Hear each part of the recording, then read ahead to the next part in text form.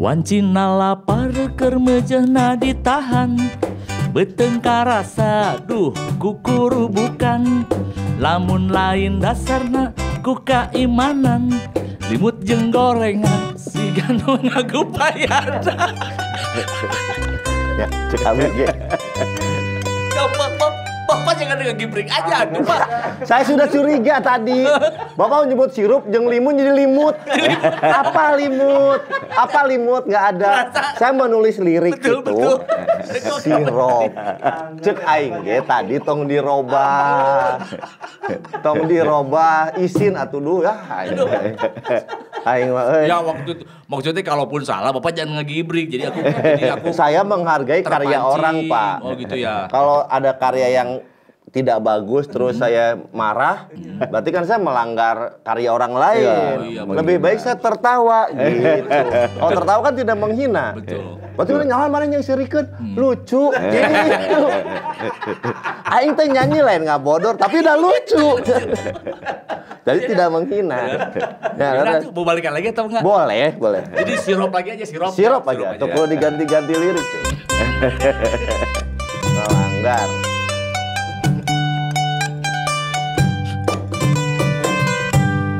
Wancina lapar kermejehna ditahan, betengkar rasa duh kukuru bukan, lamun lain ku kaimanan. Ya. Mana mah? Sebenarnya. Assalamualaikum warahmatullahi wabarakatuh. Waalaikumsalam warahmatullahi wabarakatuh. Hapuntenna pisan ieu acara dibuka padahal ieu teh kedahanan mah tos harusnya tambah khusyuk dalam menjalankan ibadah puasa, dalam menjalankan tidak ada kaitannya puasa dengan pekerjaan kita yang menjadi tidak benar ya sebetulnya. Tapi mungkin ini karena seniman yang barusan membuka ini level pemahamannya terhadap kolbu dan puasa dan fisik, aktivitas fisik belum nyambung.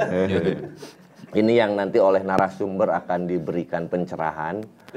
Ini penting sekali. Betul. Iya. Makanya gitu. Tapi biar kita langsung, karena dari tadi udah bocor gara-gara kamu soalnya. Kalau kamu nggak salah tadi ini tuh nggak bocor gitu. Jadi kan langsung set ke sini gitu.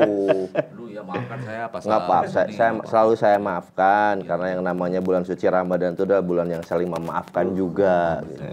Bahkan saya sejak berteman denganmu selalu memaafkan. Kebanyakan memaafkan ya. Ya, saya Sony Bebek, warga NU Jabar Channel. Alhamdulillah kita di bulan puasa hari ke-18. Alhamdulillah udah ke-18 ya. Iya. Dan ini ada sesuatu hal yang menarik. Terima kasih yang sudah komen di NU Jabar Channel di Guar Budaya. Insya Allah akan saya bacakan juga. Sekaligus terima kasih untuk Vintage Bandung. Jadi yang suka dengan barang-barang vintage, yang suka dengan barang-barang kuno, antik, ataupun mungkin berkaitan dengan ada nilai historinya, ya, silakan ke Vintage Bandung. Di mana itu tempatnya? Di Pasar Lawas Barang Cikapundung. Oh, Pasar Lawas. Tapi mohon maaf, jangan nganjuk seperti artis yang itu. Inisial itu ya. Inisialnya AD. Inisial atau itu A dan D, bukan AD. A dan D. A dan D. Personil band terkenal. Ya. Ya, yang melahirkan banyak-banyak artis dengan terkenal manajemennya Republik Cinta. Saya tidak menyebutkan nama. Tidak. Betul tidak menyebutkan nama. Tapi itu manajemennya. Manajemennya itu. Oh itu. iya betul. Jadi mudah-mudahan Ajengan Sakur tidak termasuk korban dari penghutangannya itu ya. Mohon sebagai sesama warga NU tolong cash lah. Kalaupun nganjuk ada tenggang waktunya jelas. Iya betul. Gitu. Silakan ke Vintage Bandung. Alhamdulillah saya sudah order. Oh, udah order Pak Bek. Saya beli jendela yang kuno. Oh, jendela yang dulu ya, gitu. Buat rumah saya yang baru kan. Maklum setelah saya jadi host Guar Budaya kan saya dapat punya rumah lagi, beli rumah, alhamdulillah Pak Kiai. Alhamdulillah saya. Jendelanya dulu gitu. Iya, jendelanya aja. Bapak nggak dengar? Saya kan beli jendelanya. Oh iya, sombong. Yuk ngomong sombong, kamu suudon ngomong sombong. Saya bilang jendela tadi. Oh, jendelanya nah. Kalau Pak Kiai ngerti dokter mah nyampe. Nggak asal denger, dicerna dulu. Betul. Siapakah beliau yang barusan paham langsung? Kita harus tahu beliau adalah Dr. Kiai Bambang Komaruzzaman MAG. Tahu MAG apa? Master alam gaib. Bukan. Tapi bisa jadi. Bisa jadi ada kaitannya. Bisa jadi loh ada kaitannya karena tema hari ini akan bicara tentang cara gampang menjadi sufi. Tuh, bisa jadi MAG itu adalah Master alam. Bisa jadi ya. Mohon maaf Pak Kiai. Mohon maaf Pak Kiai. Enggak apa-apa, memang benar. Betul kan. Kalau Kodel kemarin baru ikut cara gampang menjadi sufir dia. Oh, Ya. Tambah R. Iya tambah R dia. Alhamdulillah dia Nabrak. gitu aja. Makanya istrinya nggak percaya sama kalau dia yang bawa. Mau dikasih motor dia.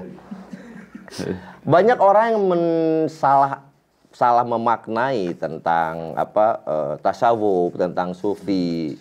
Bahkan di beberapa lingkungan seolah-olah orang yang menekuni tasawuf itu saya jadi teringat kemarin dengan kawan-kawan Ansor dan Banser berkunjung ke Pondok Pesantren Cijaura ke Pak Kiai Asep, bahwa yang juga sama entah kenapa ini kemarin dan hari ini begitu nyambung tentang sufisme ya.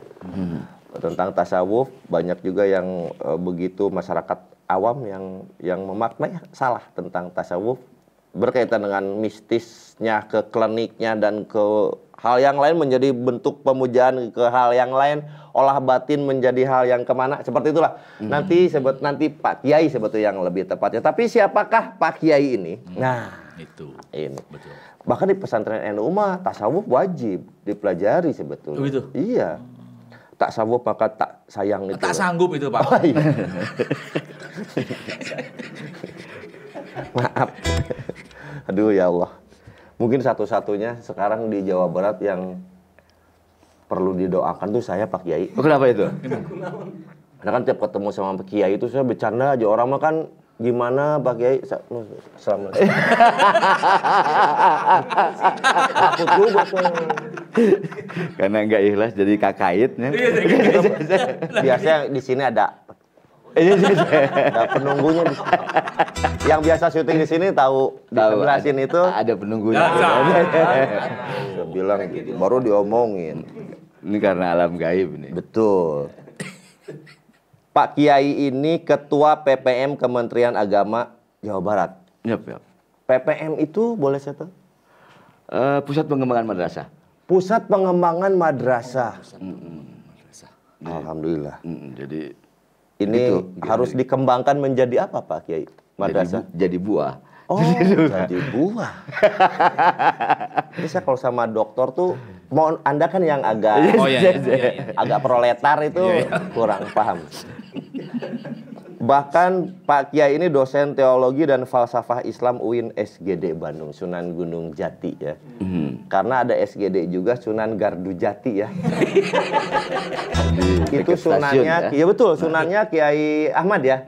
Kiai Ahmad di Darut Taubah. Ya, beliau kemarin pas ke sana, abdi ge Sunan. Sunan apa Pak Kiai? Sunan Gardu Jati. Oh, ya. Karena di situ Gardu Jati, Kebon Jati kan. Yang bercanda Kiai, saya nggak berani nimpalin Pak Kiai. Saya siap. Cuma merekam aja. Iya, saya Samina Watona saja. Kemudian ISNU, Jawa Barat ISNU itu adalah Ikatan Sarjana NU. Nahdlatul Ulama. Saya ikut kemana ya di sini? Nggak ada yang. Masih samar dia. Ya coba di Kang Ijal tolong saya didaftarkan apalah pokoknya. Apa aja pokoknya.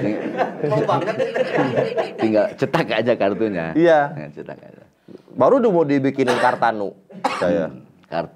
Kartu tanda anggota Nahdlatul Ulama. Oh benar. Saya Kodel salah, kartu tanda Nahdlatul United. Kamu cabang mana? Yang bener ke sini ngurusnya. Kesini Kartanu ya, tuh di oh, sini. itu. Kalau Jawa Barat ke sini aja udah. Saya tuh suka terbawa sekaba-kaba itu. Iyalah, tahu saya. Dari wajah pun begitu. Kemudian Kiai Bambang ini juga les bumi NU Jawa Barat. Saya berarti anak buahnya Pak Bambang dong ya? Nggak sopan, saya belum Les sowan. bumi ya? Iya Pak. Oh iya, oke. Ini pun saya baru dipungut sama Abah Faruk sebetulnya. Kasihan. Sini. Iya, kasihan katanya dia aja di kampus ini. Kamu nggak ada kerjaan? Nggak ada, Bah. Jadi ikut Abah sini. Saya suruh benerin genteng. Saya pikir diajak organisasi. Lapesdam NU Jawa Barat. Nah, ini banyak orang yang belum mengerti juga. Lapesdam itu lembaga pengembangan sumber daya manusia. Pesantren. Hebat banget saya. Ketua Prodi Magister.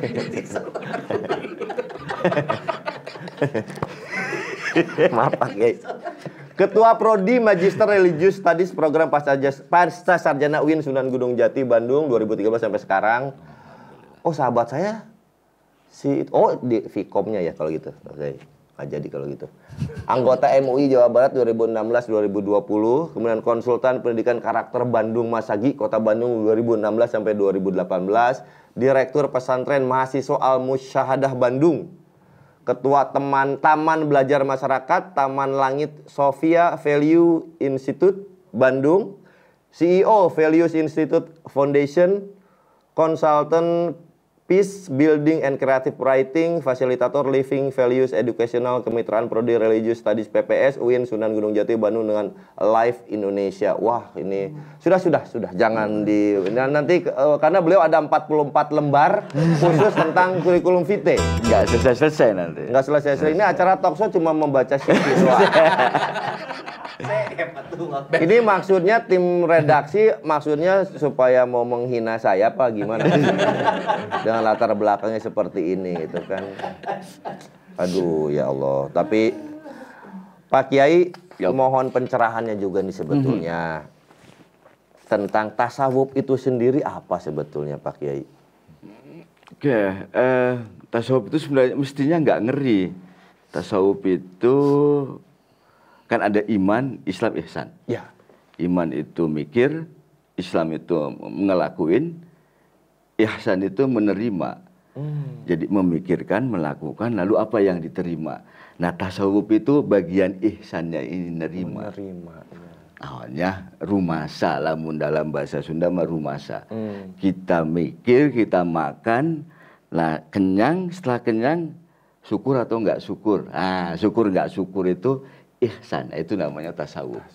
Jadi sebenarnya bukan yang macam-macam. Bukan hanya sekedar bicara zikir, tapa dan segala macam. Misalkan itu tirakat. Enggak, itu terlalu serius itu.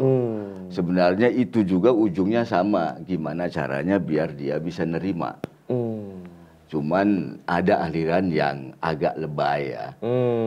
Kemana-mana jalan-jalan terus. Itu salah satu saja. Yeah. Tapi intinya sebenarnya ihsan. Ihsan itu nerima. Puasa kan kita niat, berarti imannya ya, terus kita melakukannya, tidak makan tidak minum berarti Islamnya. Kemudian ihsannya itu, oh iya ternyata saya kurang sabar hari ini ya. Kayak tadi kan di Gupayan kutukang non tadi? Limun. Tukang limun. Berarti saya kurang sabar hari ini, tapi alhamdulillah lah misalnya non sampai asar masih sabar, asar kan itu kurang sabar. Tapi itu udah kesimpulan bagus tuh, karena besoknya saya harus lebih sabar lagi. Penyikapankah kalau bisa Sikap bisa. Penyikapan dari ibadah yang kita lakukan. Itu tasawuf. Sesederhana itu. Mohon dikoreksi jika saya salah Pak Kiai. Apakah ini berkaitan dengan agama dan keberagamaan itukah? Yap. Oh. Ini yang dilupakan bahkan oleh orang yang bilang mereka bertasawuf. Misalnya maaf sibuk riadoh apa la ilaha illallah misalnya dan seterusnya kayak gitu. Tetapi karena tidak memaknainya, ya udah dia habis waktu di situ dia tinggalin rumahnya, dia berantem sama tetangganya, sampah di sekitar pesantren numpuk banget dan lain sebagainya, itu sih bukan ihsan. Itu bukan ihsan. Hanjakal masyarakat menganggap bahwa yang kayak gitu itulah yang disebut dengan tasawuf. Dengan kumuh dan kotornya dan apanya. Kotor, kemudian dengan compang-campingnya. Apa ya, berbeda dengan yang lain dan seterusnya. Sebenarnya udah beberapa udah puluhan tahun terakhir semua praktisi sufi pada protes gimana caranya ya orang bertasawuf itu jangan terkesan miskin kayak gitu, tapi keren turun dari pesawat. Kayaknya lebih asik dan itu memungkinkan. Karena sikap kita dalam hidup, yang berdasarkan pada iman dan Islam. Kalau sikap hidup kan belum tentu tercermin. Ini hanya sekedar fisik kan, sikap hidup berarti batiniah ya. Ya, yang terpancar pada apa yang kita lakukan. Semalam ada teman-teman ngaji burdah misalnya. Ini saya cerita tentang Nabi Muhammad itu. Kalau ditanya, nah sufi kayak gitu tuh siapa teladannya? Nabi Muhammad. Nabi Muhammad itu konon orang yang luar biasa hebat. Saya nggak tahu nih, mungkin Kang Sony tahu. Kalau orang lain kata dia di kitab burdah itu, senyum itu karena mulutnya tarik ke bawah atau itu pasti senyum. Nabi Muhammad itu mukanya aja udah senyum katanya. Jadi wajahnya pun sudah tersenyum. Wajahnya itu sudah tersenyum sehingga ketika orang ketemu dia itu udah senang, udah nyaman. Orang mau curhat udah berhenti duluan karena sudah terasa puas aja. Sudah terasa puas. Iya. Nah, sufi itu kayak gitu. Saya beda banget saya ketemu dia ya. Tidak ada masalah. Tidak, saya bawaannya pengen gimana nih orang gitu bawaannya kalau ke dia. Tiba-tiba muncul masalah. Iya. Gitu. Saya suka senyum, tapi senyumku tidak untuk semua orang. Mantap. Untuk siapa? Saya bilang apa kan? Gitu Pak Kiai. Saya bilang apa Pak Kiai? Jadi sudah tenang-tenang. Sudah gitu bagus pas ngeliat ke dia. Pasti ada masalah. Kok beda ya gitu. Belajar tasawuf nanti. Makanya katanya Kanjeng Nabi itu disebutnya Habib. Habib itu yang dicintai dan mencintai. Jadi nggak semuanya. Makanya nggak semuanya sebenarnya bisa disebut Habib. Yang dicintai dan mencintai. Nah, Kanjeng Nabi itu mencintai umatnya dan dicintai umatnya. Jadi tidak bisa tuh sembarangan manggil orang walaupun dia keturunan Nabi panggil Habib. Kita mencintai dia atau enggak? Dia mencintai kita atau tidak? Kalau Nabi sih pasti mencintai kita. Nah, sufi itu teladannya pada Rasulullah Muhammad. Yang nyantai wajahnya menyenangkan, tersenyum, heureuy juga misalnya. Iya, bercanda ya. Bercanda juga, dia tidak. Bahkan untuk menegur seseorang yang telah bercanda dengan perempuan aja, ditegurnya nggak langsung gitu, cuma ditagih, ayo kemarin gimana ontaknya gitu kan. Iya, sampai yang itunya ngaku, ya kemarin saya bercanda sama perempuan gitu. Jadi menegur tuh, kalau kita kan kadang ditegur, kamu tidak sesuai dengan ayat sekian. Iya. Emang undang-undang dasar kali ya. Oh iya itu. Betul juga ya. Harusnya menyenangkan harusnya Pak Kiai ya. Harusnya menyenangkan. Mempelajari tasawuf pun harusnya di mindset kita bahwa saya ingin apa ya? Akan mempelajari sesuatu yang menyenangkan dan membahagiakan itu. Harusnya menyenangkan.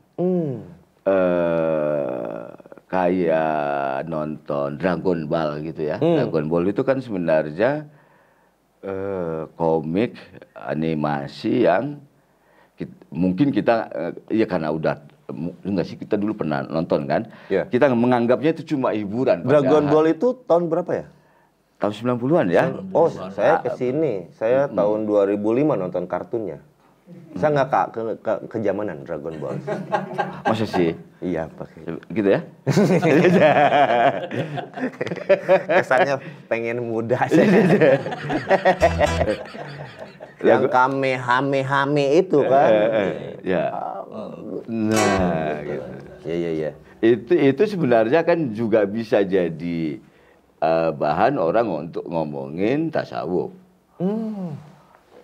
Beberapa komik, beberapa cerita yang diminati anak-anak muda itu bisa dijadiin dasar untuk ngomongin tasawuf.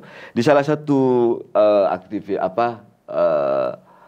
di salah satu tayangannya, di salah satu episodenya Dragon Ball itu, si Dragon Ball ini datang ke satu pulau, ke satu planet. Dragon Ball kan ngomongnya bukan pulau tapi planet kan, planet Namek gitu. Terus dia situ dia pengen berguru pada pemilik pulau planet itu.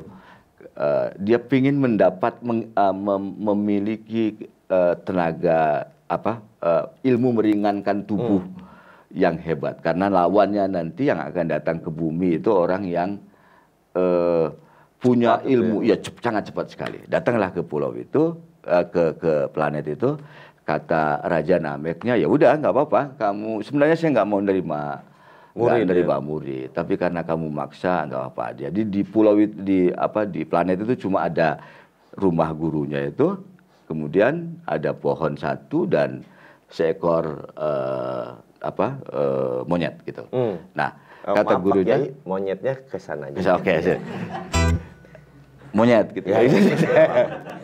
Barusan nggak enak Pak Kiai, kan lagi ngomong ke depan nih. Gini saya contohin nih barusan.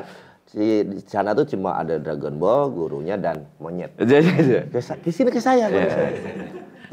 Padahal saya ngomong yang di belakang sana. Oh kan, kamu. Nah, di planet yang kecil itu punya, ya udah katanya kejarlah si syarat kamu kalau mau berguru padaku, kata si Raja Namek itu, kejarlah monyet itu. Nah, dikejarlah, nggak bisa dengan serta-merta bisa ngambil si monyet itu, karena di planet Namek itu gaya gravitasinya 100 kali lipat dari dari bumi. Di bumi. Iya, syaratnya itu. Makanya si Goku ini terus-terusan ngejar-kejar sampai kemudian terkejar. Setelah terkejar dia datang pada Raja Namek. Raja Namek, aku udah selesai. Ini monyet udah aku pegang. Ajari aku. Kata Raja Namek apa? Ya sudah, kamu sudah lulus. Gerak balik ke bumi. Proseskan si Goku, saya udah capek-capek ngejar monyet, kok udah dapet terus nggak diajarin. Kamu udah dapet yang kamu inginkan. Kamu yang dapet yang inginkan. Sebenarnya tasawuf itu kadang-kadang kayak gitu. Di pesantren misalnya, di banyak pesantren ada banyak orang yang dia tinggal di situ entah seminggu, entah sebulan. Tidak mengaji, dia cuma disuruh ngapain, misalnya antar guru, mijitin dan lain sebagainya. Udah itu ya sudah pulang, kamu sudah lulus di sini. Persis kayak gitu. Kenapa kayak gitu si Goku tadi? Karena kalau dia sudah bisa nangkep monyet di situ, udah pas kan ya? Iya, pas. Nggak kesana kan? Kalau dia sudah bisa nangkap. Tapi barusan ke bawah kok Pak. Monyet itu. Ya, gitu.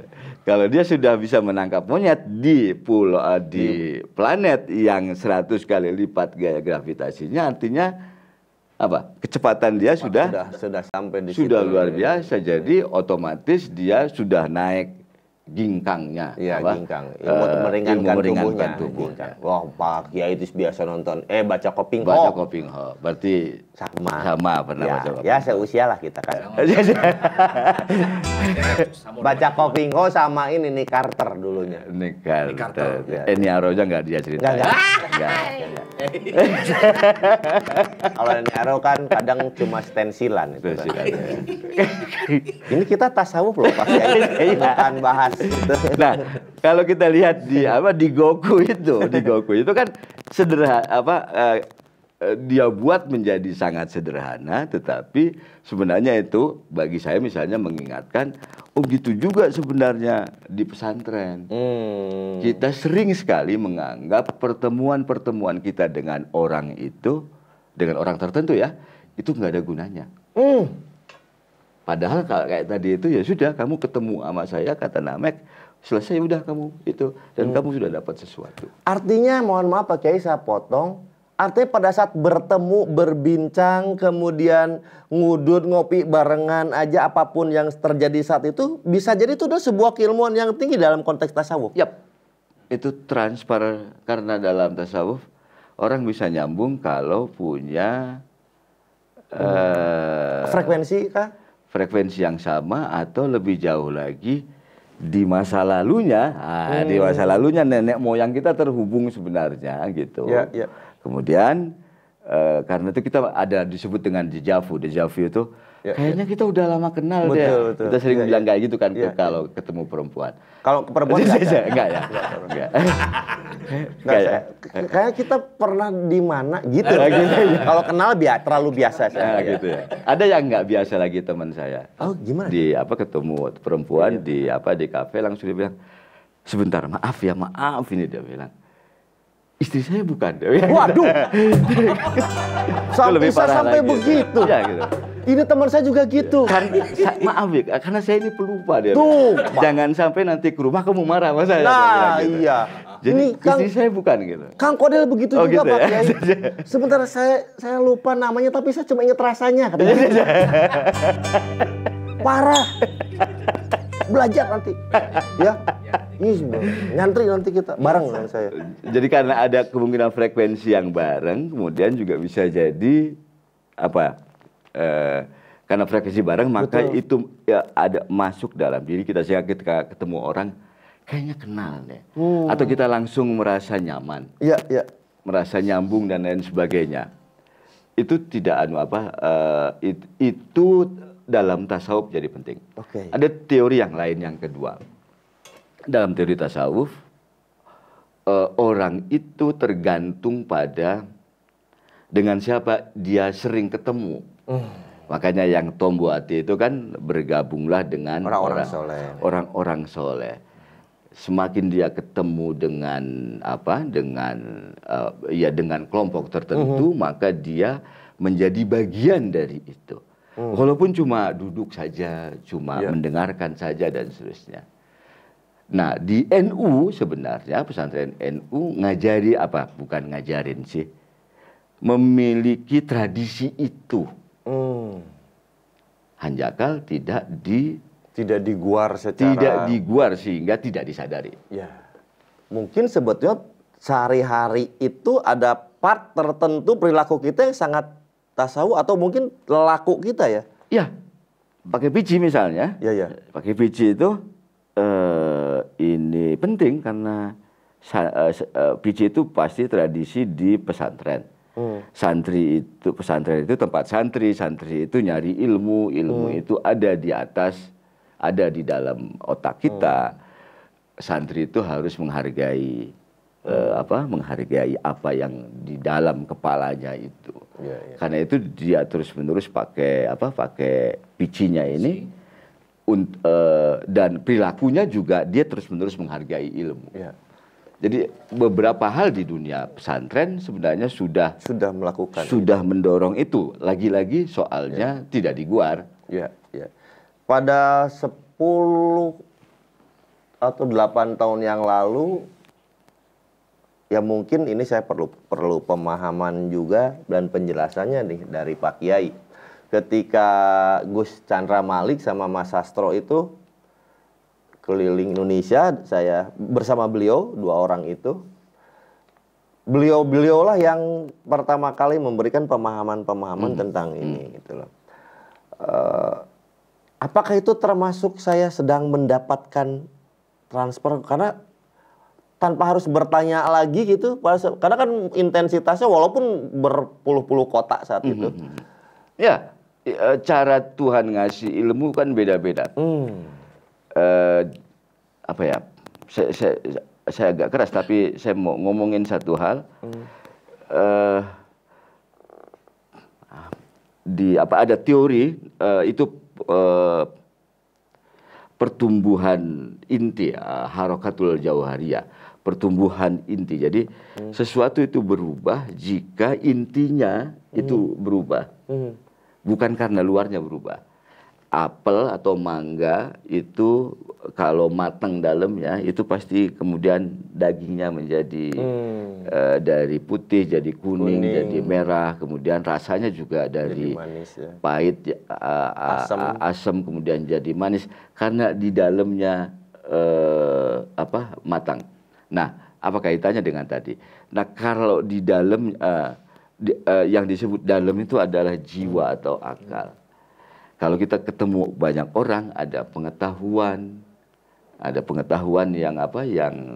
yang dia berikan itu masuk pada jiwa kita, nanti itu akan membuat perubahan pada seluruh diri kita kayak tadi. Ya. Matang inti maka jadi putih, kuning, dan merah. Tadinya pahit menjadi asam, menjadi manis dan seterusnya. Sama juga. Nah, tasawuf itu ngomongin hati. Ngomongin apa?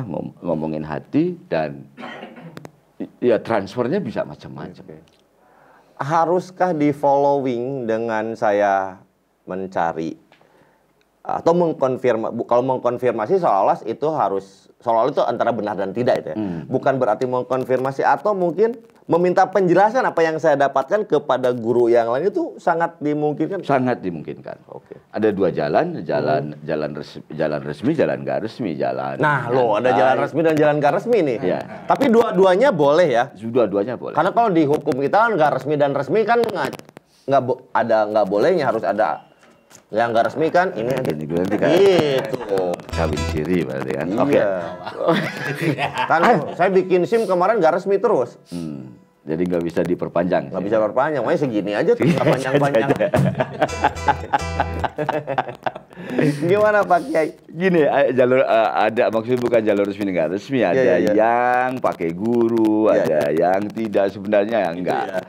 Intinya enggak semua orang itu pasti membutuhkan pendalaman dari apa yang dilakukannya. Karena hidup ini kalau nggak pakai pendalaman, nggak pakai pemaknaan, capek. Suami istri menikah udah puluhan tahun, kalau nggak dimaknai dan maknanya pasti rubah-rubah kan? Iya. Suami saya ternyata ini, besok tahun berikutnya suami sana kayak gini, terakhirnya daripada jadi janda mendingan tetap bertahan misalnya. Contohnya, tapi itu pemaknaan yang terus berlanjut, yang itu membuat kita bisa, suami istri bisa bertahan. Tanpa pemaknaan pasti nggak bisa bertahan. Nah, karena itu semua orang pasti itu melakukan proses ihsan, memaknai itu. Nah, tapi ada yang metodis. Nah, metodis ini namanya tarekat. Kegiatan memaknai secara umum itu namanya tasawuf deh, gampangnya. Atau ada yang sebut dengan tasawuf teoritis, ada yang sebut dengan tasawuf praktis. Tasawuf praktis itu pakai itu tasawuf metodis. Metodis itu tergantung pada metodenya. Misalnya ada Syekh Abdul Qadir Jailani, metodenya biar sabar itu harus baca wirid ini. Yang lain nggak usah, cukup misalnya Anda dulu sih tarekatnya ada jalan kaki misalnya. Nggak ngomong selama 3 hari. Misalnya kayak gitu. Nah, itu metode-metode yang berbeda-berbeda. Itu di bawah bimbingan guru. Ada yang tidak. Dua-duanya sama. Dua-duanya intinya mencari kedalaman. Nah, yang tidak bermursyid ini gimana Pak? Karena kan dia harus berdialog dengan apa yang fenomena yang dia dapatkan gitu loh. Misalkan saya tidak ya sudah, karena ada informasi bahwa lelakunya adalah jalan 3 hari, jalan kaki 3 hari, tidak bicara. Tapi fenomena yang saya dapatkan ketika saya tidak berguru, saya tidak bisa. Takutnya salah misalnya pemaknaan. Resikonya bisa keliru. Nah, itu dia. Resikonya itu. Karena itu banyak yang nyaranin harus pakai mursyid. Ada, tapi pihak yang lain kalau masih bisa sendiri-sendiri aja dulu deh. Cuma terima aja akibatnya. Walaupun nanti di mursyid juga ada masalah juga. Orang yang pengen cepet nggak bisa cepet-cepet tuh. Karena kela can wayahna. Betul. Hantai hela dan seterusnya. Kalau kita sudah pingin kemana gitu, tapi can beres dan seterusnya. Nah, kalau yang sendiri itu bisa explore. Jadi dua-duanya punya kekurangan. Intinya dua-duanya memungkinkan. Proses itu at the end takorubkah yang menjadi atau knowing self-nya yang menjadi dua-duanya oke ya, Dua-duanya. takorub, knowing self, tetapi intinya pada ihsan itu melakukan tindakan yang indah, manis. Nabi itu takorub iya, dia dapat knowing iya, tetapi yang keren itu sudah paripurna sekali kalau yang ini. Ya, dari situ kita turunin bahwa seorang yang iman, Islam, ihsan. Ya. Ihsan itu nama juga untuk tindakan yang baik. Ya. NU contoh kiai-kiai punya cara mikir tertentu, kemudian melakukan, kemudian menghasilkan organisasi ini. Menghasilkan organisasi ini adalah wujud dari tasawuf itu. Karena dengan organisasi ini semua orang kumpul, kemudian saling belajar dan seterusnya. Ya, ya. Jadi tidak cuma dekat sama Allah, tidak cuma dapat pengetahuan, Ya. tapi menghasilkan sesuatu. Karya. Itu dia. Wah, ini sebenarnya saya nggak pengen ada jeda sebetulnya. Sebetulnya. Dan Anda saya tahu dari roman wajah Anda penuh dengan jutaan pertanyaan. Ya kan? Yes, Anda mau bertanya tidak nanti? banyak tapi mau nanya apa? Gitu. Tentu. Banyak pertanyaan. Saya tahu. Bingung. Itulah kapasitas seseorang. It's okay, nggak masalah. Nggak apa-apa ya? Nggak apa-apa, Pak Kiai tahu kok. Bahkan sebelum Anda bicara, pertanyaan itu sudah nyampe ke Pak Kiai. Bahkan saya pun barusan dia mau nanya ini San, gitu. Tapi biar itu jadi rahasia saya dengan Pak Kiai saja. Kita balik lagi setelah yang satu ini. Silakan Bang Kodel dan Bang Alek.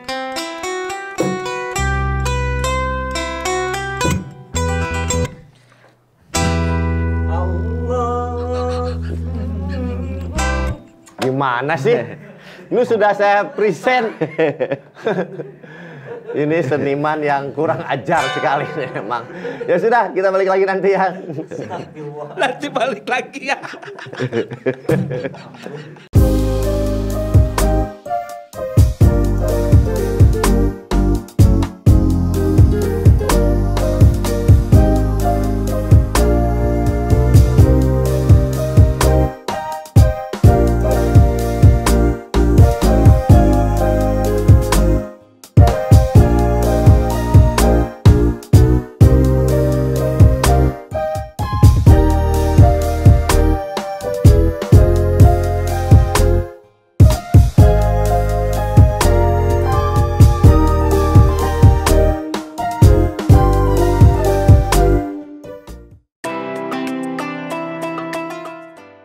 Assalamualaikum. Saya sudah tiba di Pondok Pesantren Pembangunan Sumur Bandung Cililin atau P3SB. Ini lapangannya luas nih. Saya harus sowan ke almarhum Bapak Kiai, ke makamnya Pak Kiai Supardat. Yuk.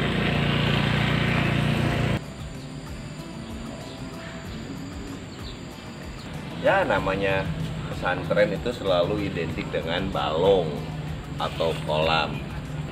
Jadi masjid-masjid khas NU itu memang selalu ada kotak kecil kolam air pada saat setelah berwudu, cuci kaki lagi di sini baru masuk ke pelataran masjid.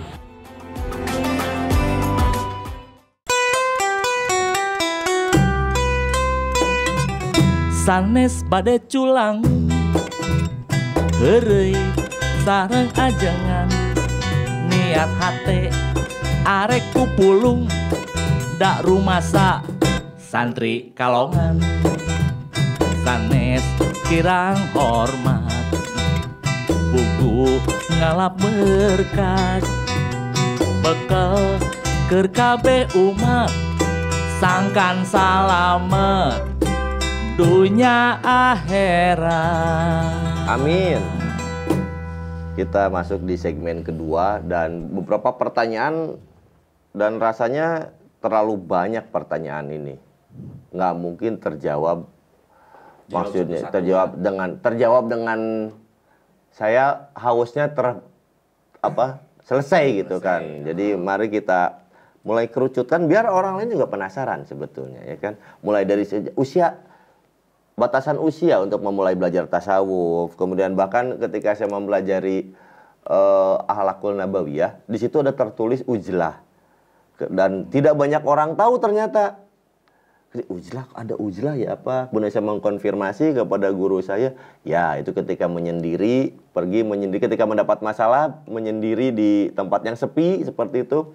Lantas dihubungkan juga dengan dunia non-muslim, ternyata banyak juga orang yang melakukan lelaku seperti itu di tempat yang sepi. Apakah itu ujlah juga? Itu karena itu yang tentunya banyak orang yang tidak mengerti. Ini dihubung-hubungkan dengan bahwa orang muslim yang melakukan itu adalah musyrik. Orang yang muslim itu dilakukan sudah tersesat. Padahal jelas ujlah ini adalah yang dilakukan oleh Rasulullah SAW pada saat sedang gelisah di literasi yang saya baca saat itu gitu loh.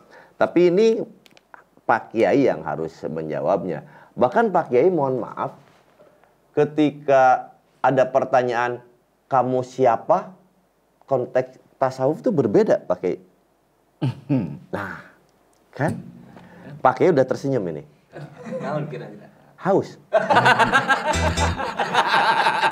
udah keren berarti. Anu apa?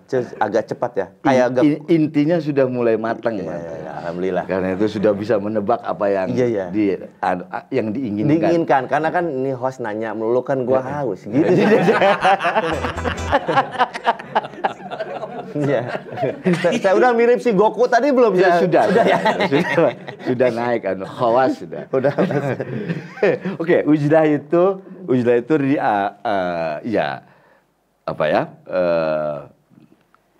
menghindari keramaian untuk bisa memahami. Sebenarnya intinya tasawuf menginginkan semua orang memahami dirinya. Ya. Memahami kapan saatnya marah, kapan saatnya, itu yang repot loh. Ya. Kapan kalau orang yang sudah kapan saatnya senang, kapan saatnya susah. Misalnya gini, kita berantem, ledek-ledekan sama istri atau sama teman, sama segala macam. Kalau saya nggak berani ngeledek istri Pak, gitu. ya. Karena dia yang ngeledek. Bukan, karena saya memang orangnya pemalu kalau sama istri saya. Gitu. Karena mertua saya kaya raya. Jadi saya diam. Ya, itu tuh mengenal diri itu. Nah, biasanya kalau kita tahu kapan saat kita mau marah, itu sebenarnya 1 menit atau 2 menit sebelum marah itu sudah ada pada tubuh kita sebenarnya dan seterusnya. Nah, kita kan bisa ngerem sebelum marah kita meledak. Nah, kapan saat kita sedih, kapan saat kita terhina, apa yang membuat kita terhina, dengan siapa kita senang dan lain sebagainya, tujuannya kan sebenarnya itu. Nah, salah satu caranya adalah masuk ke tempat kesepian untuk memikirkan itu. Buya Syakur misalnya yang di Indramayu mensarankan 40 hari di tengah hutan, nggak ketemu siapapun. Jadi muridnya Buya Syakur itu harus 40 hari diantaranya di tengah hutan sendirian, ya udah ngapain ya apa aja, wirid apa aja. Wirid apa aja. Di Jerman ada tarekat Sistiah juga melakukan itu. Di Jerman ada? Di Jerman ada, tapi cara ya bukan tarekatnya Buya Syakur, tapi cara itu ada. Di satu kamar mungkin ya ada tempat tidur, ada itu, lalu ada WC dan lain sebagainya. Tiap pagi pintu sana mendapatkan kiriman makanan. Kalau bukan bulan puasa, kalau bulan puasa berarti sahur dan buka ada. Ya. Dan nggak boleh keluar dari situ, dia di situ aja selama 40 hari juga. Konon pada saat melakukan uzlah seperti itu, ya awalnya pasti pikiran kemana-mana, pikiran kita masih tersisa di luar sana, masih di sana. Tapi lama-kelamaan, ya capek juga kan. Setelah semua hal habis, kan awalnya sudah mikirin tukang gorengan, mikirin tukang jalan, mikirin dan sebagainya. Semuanya muncul, tapi habis juga. Kenapa habis? Karena tidak ada asupan informasi baru. Kita sekarang di dunia sekarang ini nggak habis-habis Karena yang informasi lama kita cerna belum selesai, udah muncul Lagi yang baru. muncul lagi yang baru dan seterusnya. Pikiran kita akhirnya jadi tempat sampah bagi yang itu. Nah, uzlah itu pada hari ke berapa ya? Kalau yang di buku catatan dia seorang psikolog, hari ke 5, ke 6 itu konon sudah mulai masuk kepada diri sendiri. Sudah mulai masuk kepada diri sendiri. Kalau kata Buya Syakur, kalau di hutan atau di gua itu pasti dia akan melihat sesuatu yang itu sebenarnya dirinya. Misalnya yang dia takuti atau yang dia senangi. Misalnya dia lihat ular, padahal itu bukan ular secara fisik, tetapi itu cuma pantulan dari apa yang dia takuti atau yang dia inginkan. Jadi itu cuma proyeksi saja. Nah, tapi biarkan aja, kata lama-kelamaan terus nanti akan masuk ke pengenalan diri yang tadi. Iya. Tentu ada banyak pengalaman di situ. Nah, wirid apa aja biasanya kayak gitu. Nah, itu uzlah dasar untuk mengenali diri kita. Nah, itu namanya khalwat biasanya. Khalwat. Nah, tapi ada aliran kedua yang menyatakan kalau khalwat itu agar kita bisa lebih sabar, kenapa harus di dalam gua? Atau gini pertanyaan dia, sabar itu kalau kita sabar untuk apa sabar? Berarti yang dibicarakan resultnya ya? Ya, Oke. kalau si resultnya sabar, pertanyaannya sabarnya untuk apa? Kalau kita udah uzlah di sana, terus sabar, terus bisa mengenal diri, untuk apa itu semua? Jawabannya apa? Agar kita hidup sukses di dunia kan? Berarti setelah dari gua kita balik lagi ke dunia ramai kan? Iya, betul. Nah, aliran yang kedua itu bilang, ya kalau kayak gitu kenapa tidak khalwatnya di tengah masyarakat? Kalau dia khalwat sembunyi di gua dan lain sebagainya, ketika masuk ke tengah masyarakat harus ada penyesuaian. Iya, ada adjustment lagi ya. Iya, kayak santri baru masuk dari dia pesantren lama, kemudian masuk ke dunia ramai. Iya. Sudah kayak kuda lepas dari itu kan, Iya. semua dicoba dan lain sebagainya. Justru nggak efektif. Karena itu katanya bukan khalwat. Khalwat itu satu hal, tapi ada hal yang bisa dilakukan yaitu jalwat. Jalwah itu hidup di tengah masyarakat. Untuk uzlah dengan cara melayani orang. Oke, mohon maaf Pak Kiai saya potong. Dalam literasi Kasundaan ada yang disebut dengan nyumput buni dinu caang. Yap. Apakah itu yang dimaksud dengan berujlah di tengah keramaian? masyarakat, di tengah masyarakat. Ya. Oke. Jadi bukan nyumput bunyi di tempat poek gitu. Karena pertanyaannya tadi, Ya. buat apa? Ya. Pertanyaannya buat apa kita sabar? Jawabannya kan biar di tengah masyarakat Mampu menghadapi mampu fenomena menghadapi itu ya. fenomena itu. Yang kalau gitu ngapain nggak langsung aja Di medan pertempurannya. di medan pertempurannya. Oke. Dengan cara khidmah. Khidmah itu melayani. Perbandingannya kayak gini. Sunan Kalijaga misalnya dikabarkan bertapa melihat aliran sungai kan. Aliran sungai itu gitu loh. Karena itu disebut sebagai Kalijaga. Kebayang isengnya kan sebenarnya ngeliatin sungai kayak gitu. Tapi kemudian bukan isengnya. Mungkin yang meningkat itu sebenarnya kan kesabarannya. Kesabaran untuk tetap fokus lihat dan seterusnya. Itu kan sebenarnya kesabarannya. Nah, sekarang kita bandingkan dengan jika saya sebagai salik disuruh oleh kiai saya, tugas kamu minggu ini adalah berkhidmat melayani nenek-nenek yang di sana itu.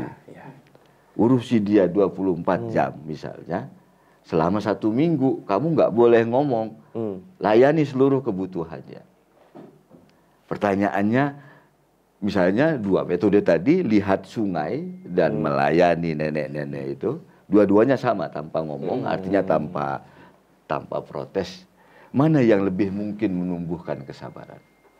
Di kondisi kekinian ya memang nampak ke nenek-nenek itu melayani. Betul. Nah, karena itu yang jalwat itu metodenya macam-macam. Misalnya hari ini beresin masjid, beresin WC, nggak usah ngomong, beresin WC dan seterusnya. Besok nyebrangin, nolongin nenek-nenek. Besok lagi misalnya nyuci mukena di masjid, beresin got dan lain sebagainya. Nah, semua itu juga tasawuf atau uzlah yang saya sih memilih uzlah yang kedua itu. Yang nyumput Buni di Nucaang. Iya, kelihatannya tidak melakukan. Tidak sedang berlelaku gitu. Tidak berlaku, padahal itu lelakunya. Ya. Membuat orang ketawa, membuat orang senang misalnya. Tetapi kita melakukannya ya karena Allah, bukan karena ingin dipuji gitu. Asik saya. Ada ujub gitu. Ada ujub, itu nggak boleh ujub. Itu kan latihan, lihat, ujub, riya, takabur, apalagi dan lain sebagainya. Itu pertanyaan dari pihak jalwat itu, mana yang mungkin bisa kita dapat latih itu, apakah di gua atau di tengah masyarakat? Ya, tengah masyarakat. Di tengah masyarakat. Kalaupun hasilnya misalnya cuma dapat 5, tapi langsung praktik. Asal kita terus-menerus sadar bahwa kita harus melatih, nggak boleh ujub, nggak boleh riya, nggak boleh takabur. Mungkin di hutan saya mau ujub sama monyet gitu. Itu dia. Ya kan? Semakin cerdas kan? Ya kan? Semakin cerdas. Saya gini. Ya kan gitu kan? Di sebelah kan di sebelah ada harimau gitu kan. Harimau. Ya kan? Jadi saya akan sombong kepada yang memang nggak bisa apple to apple itu kan. Ya kan? Kalau saya menyombongkan diri di depan singa, ya Allah sudah menyatakan bahwa kamu lebih mulia dibanding singa, kenapa harus sombong? Kok bersaing sama harimau? Bersaing sama harimau. Bahkan harimau saya lihat sedang begini. Iya. Loh, kenapa kamu? Saya sedang baca doa makan untuk kamu. Waduh. Kabur saya.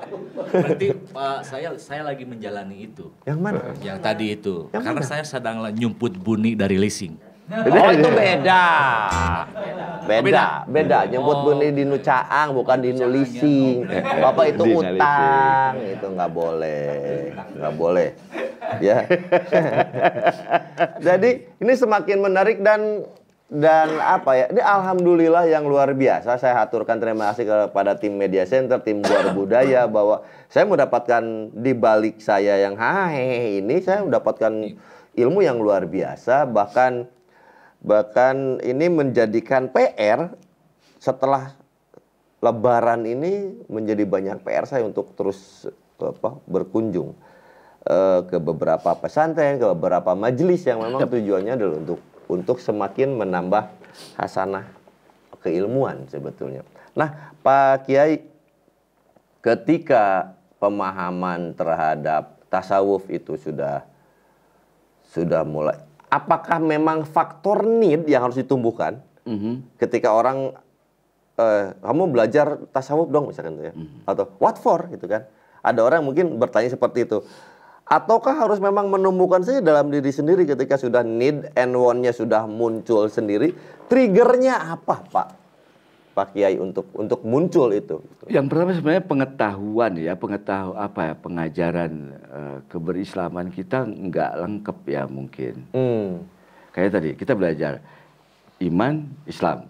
Kita harus jaga iman Islamnya, semoga diterima iman Islamnya. Padahal hadisnya kan tilu, iman, Islam, ihsan.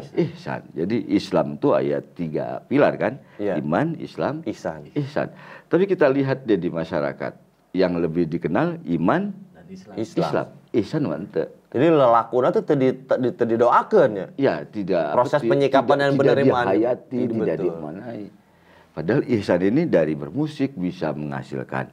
Unyanya saya sebenarnya dapat kreativitas ini karena Tuhan memberikan asma'nya pada saya, bisa jadi GR-nya kan kayak gitu. Betul. Bisa jadi benar, bisa jadi tidak, tapi kan dibandingkan misalnya dia dengan saya, dia bisa nyombong kan. Saya mau ngejentring pasti tidak ininya tijalike pasti kan. Dia bisa itu. Berarti dia dapat punya alasan untuk sombong ya. Untuk sombong di wilayah itu, dan dia berarti dapat hidayah dalam hal itu. Saya tidak. Nah, kayak gini. Dia bisa bilang, enggak ini mah bakat aja. Pertanyaannya bakat dari mana? Bakat dari mana? Bakat pasti ada yang memberi. Kalau dia bilang itu mah bakat aja dari diri saya sendiri, ya repot, nggak logis. Yang kedua juga nggak mungkin kayak gitu. Nah, dia dapat bakat, saya tidak dapat bakat. Berarti dia dapat sesuatu. Saya tidak dapat sesuatu. Nah, tapi karena beragama kita nggak sampai ihsan, itu nggak dimaknai kan? Itu nggak disyukuri. Dimaknainya hanya sebatas dirinya, kemampuannya aja. Pemaknaan spiritualnya tidak dikaitkan dengan iman dan Islam. Ya. Dan ada banyak orang yang kayak gitu dalam kehidupan kita. Jadi yang pertama sebenarnya pengetahuan tentang tadi ya, tasawuf terlalu tinggi, kemudian pengetahuannya seperti terlepas gitu. Padahal iman, Islam, ihsan. Kita berpikir, kita melakukan, lalu kita merasakan dan memaknainya. Baru kita bisa bertahan kan. Lapar, mikir, nyari makanan, kita makan. Kalau nggak kerasa di mulut, nggak terasa menghasilkan energi, pada makan tindakan makan 1 sendok aja udah berhenti. Tapi karena ada rasa dan seterusnya, kita bisa terus-menerus melakukannya. Nah, jika tidak, maka makan kita itu pasti ngaco tuh. Makan karena takut, makan walaupun nggak ada rasa. Makan karena kumaha deui misalnya kayak gitu. Nah, beragama kita itu tanpa ihsan kayak gitu. Nah, balik yang tadi, need atau apa tadi? Need atau want gitu. Want. Oke. Karena tanpa pengetahuan itu nanti akan menghasilkan need. Kemudian, tapi karena pengetahuan nggak ada, orang bertasawuf itu karena terjerembab. Tijalike, putus cinta, gagal usaha, itu by reasonnya itu. Pingin sesuatu nggak berhasil, terus mengalami kalau gitu disebut besar. Escape kalau gitu. Makanya tasawuf boleh dipakai escape. Pintunya salah satu pintu ya. Rugi, anaknya meninggal dan sebagainya, kemudian dia macam-macam berarti escape mulia kalau begitu ya. Escape itu pintu karena tasawuf menyebutnya bukan ke tasawuf tetapi menuju Tuhan itu jalannya macam-macam. Jalannya. Nah, tapi kebanyakan secara umum karena ada penderitaan, mentok, jalan buntu, lalu dia ya udah deh. Kumaha deui misalnya. Nah, kemudian baru dia bertasawuf. Nah, repotnya kan itu, kita akhirnya jadi masyarakat yang baru menyebut Tuhan kalau ada penderitaan. Tahlil lamun aya nu paeh misalnya kan. Padahal tahlil kan terus-terusan kan. Afdaluz zikri fa'alam annahu la ilaha illallah. Seutama-utamanya ingatan adalah la ilaha illallah. Pemimpin yang ngomong gitu, tapi tahlilnya cuman pas ada yang mati. Jadi lamun ada yang nanya, ira tahlil kayak nu maot nunggu maot. Atau anjeun maot teh. Abdi tahlil gitu. Kan keterlaluan, padahal la ilaha bertahlil itu adalah kebutuhan jiwa. Bahkan apa yang miftahul jannahnya itu adalah la ilaha illallah. Keren. Amin Pak Kiai, alhamdulillah. Nah, miftahul jannahnya la ilaha illallah, tapi dilakukan hanya sekedar pada saat ada yang mati. Itu pun kalau kita nggak di luar kota. Dan itu pun kalau diundang kitanya. Kalau diundang. Iya, iya. Terus sudah diundang tapi dilihat berkatnya bagus atau tidak Iya, ya kan? Kalau bagus bertahan. Bertahan. Terus rokoknya yang gimana? Nah, itu kan ada di gelasnya. Digelasin. Itu kan. Iya. Allahu Akbar. Pak Kiai, saya saking hebatnya orang tersebut yang menekuni dunia, bukan sebut menekuni, saya tidak suka dengan bahasa itu yang menekuni. Orang yang menjalani tasawuf, di dalam satu keterangan yang saya baca bahwa ketika berdoa meminta kepada Allah tentang rejeki kita saja itu sudah bentuk kurang ajar katanya. Bayangkan saya baca Allahu Akbar, meminta ya Allah semoga besok saya berarti ada peran manusia yang ingin mengatur Allah untuk menentukan besok, lusa dan apa kapan-kapannya itulah.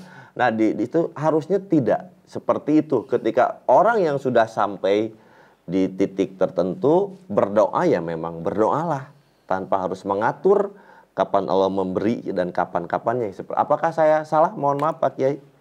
Ya itu ada, tapi tingkat tinggi ya. Artinya karena di masyarakat kita yang tingkat tinggi, yang cerita-cerita kayak gitu itu sering diceritain, sering beredar, maka orang jadi nganggap tasawuf tuh wah luar biasa ya. Jadi mercusuar saja. Jadi mercusuar. Oke. Yang dasar tadi bahwa itu untuk pembentukan kepribadian, ya Allah, itu tidak menjadi cara pengetahuan kita. Iya.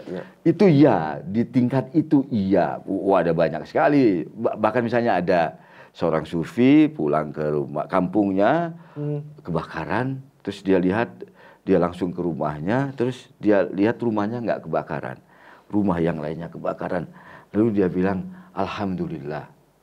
Tetapi waktu itu bersamaan dengan hatinya aing teh gitu. Jadi alhamdulillah. Terus sudah itu dia ditegur, disuruh untuk baca istighfar 20 tahun. Cuma gara-gara ngomongin Alhamdulillah itu. Tapi itu tingkat tinggi, bukan tingkat kita. Mohon maaf Pak Kiai, katanya orang yang sudah tingkat tinggi itu adalah setelah istighfar. Kenapa kamu istighfar? Setelah istighfar, saya takut istighfar yang pertama saya tidak diterima katanya. Ya itu ya tingkat tinggi, makanya itu kalau diceritain repot dan kita ini dan kita jadi hopeless ya. Ya. Kayaknya nggak nyampe deh. Nah, gara-gara itu lalu tasawuf itu jangan diomongin, ini nanti aja deh. Nah, kalau udah tua itu masalah kita. Kalau nyampe di usia tua Pak Kiai ya. Kalau nyampe usia tuanya. Iya, betul. Kalau Kodel kan katanya di usia 52-an katanya.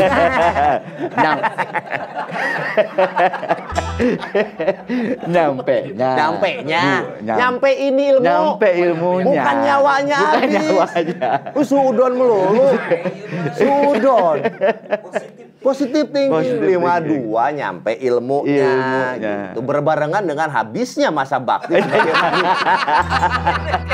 Kene. Masa bakti RT. Nah, jadi Pak Kiai, maka dari itu jika bicara masalah bahwa yang tadi yang saya ceritakan adalah sebuah mercusuar, artinya siapapun ayo gitu kan untuk memulainya. Yang pertama usia yang sudah mulai bisa dikenalkan tentang tasawuf di umur berapakah, atau apa yang pertama harus dilakukan bagi siapapun yang hendak memulai untuk mempelajari tasawuf itu. Yang mungkin orang menyebutnya bahwa katanya orang sudah mulai banyak rindu Pak Kiai katanya. Apakah juga yang fenomena hijrah ini termasuk dengan asyair ilallah? Karena ketika saya ada di pengajian Habib Ali Al-Jifri itu sedang juga membahas bahwa kita memang harus asyair ilallah menjadi orang yang suluk. Nah, apakah juga kawan-kawan itu yang juga sedang samakah mereka sedang suluk gitu, atau juga asyair ilallah? Jadi ada 3 pertanyaan nih langsung Pak Kiai, silakan. Iya. Yang pertama dari asyair ilallah atau suluk itu. Iya. Kenapa begitu? Karena semua orang itu sebenarnya ada dalam jalan menuju Tuhan itu. Tidak ada satupun yang tidak. Karena semua orang itu innalillahi wa inna ilaihi raji'un, dari Allah kemudian menuju Allah. Cuman diartikannya dari Allah sedang menuju Allah. Sekarang ini kita mau sadar nggak sadar sebenarnya sedang menuju Allah. Ya sadar nggak sadar kan, kita nggak sadar, nggak menolak juga tetap aja ujungnya kan ketemu juga. Nah tasawuf atau ihsan itu mendorong kita untuk daripada nggak sadar tiba-tiba juga ngadep, mendingan kita sadarin bahwa kita ini sedang menuju Allah, menyadarinya ya, alhamdulillah. Karena kan semua orang pasti sedang menuju Allah. Jadi innalillahi wa inna ilaihi raji'un itu sesungguhnya semua orang dari Allah, biasanya apa diartikannya, dan dikembalikan dan akan kembali pada Allah. Kalau buat saya artinya dan sedang kembali menuju Allah, karena kita semua kan sedang itu. Nggak mikirin ketemuan dengan Allah, tetap aja ketemu kan? Iya. Daripada kita tiba-tiba, kok ketemu, mendingan kita nyiapin kayak gitu. Nah, kapan itu mulai disiapkan? Ya kalau anak-anak sih sebenarnya, anak saya umur 7 tahun sudah mulai belajar puasa. Jadi gini, nah kalau kayak saya mau potong dulu yang tadi. Nah kalau kayak gitu maka tasawuf mestinya jadi wajib kan ya? Maksudnya jadi wajib tuh kan tadi daripada kita ujuk-ujuk gitu ya? Ujuk-ujuk terus lah kok gitu. Kok mati loh, kok kayak gini? Ya bisa gitu ya, kaget mati ya? Bisa jadi. Iya. Loh kok saya mati? Iya, karena kan katanya kayak tidur. Iya. Karena tadi nggak siap tuh begitu. Karena nggak siap kan? Nggak siap.